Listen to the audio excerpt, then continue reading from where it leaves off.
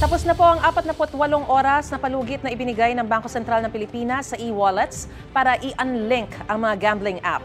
Sumunod naman sa utos na yan ang GCash at Maya. May unang balita si Darlene Kai. Dati po, pag open mo, makikita mo sa G-Live. Ngayon po, pag click ko talaga, wala na siya. Pagbukas si Jonico ng kanyang e-wallet, hindi na ito nakalink sa online sugal na bilang rider ay naging libangan daw niya kapag nakatambay at wala pang booking.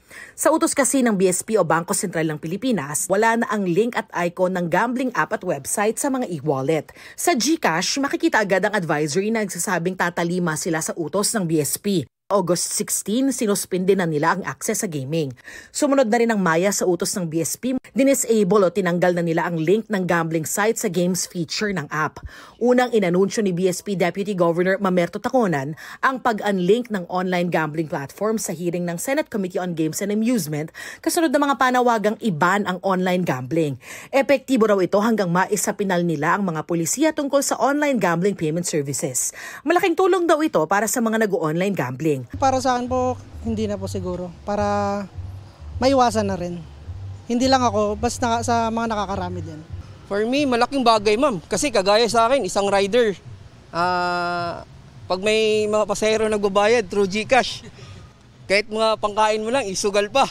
Ayon kay Committee Chairperson Erwin Tulfo, ang pag-delink ng e-wallet firm sa online gambling sites ay senyales na handang makipagtulungan ng business sector sa gobyerno para tugunan ang problema ng online gambling addiction. Pero dapat din anyang silipin ng ibang online platforms dahil lumipat daw ang online gambling firm sa mga messaging app at online shopping platform.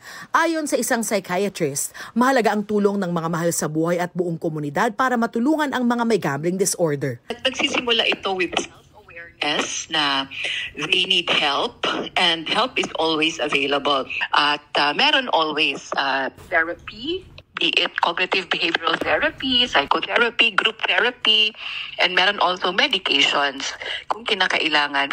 Ito ang unang balita. Darlene Kai para sa GMA Integrated News. Gusto mo bang mauna sa mga balita?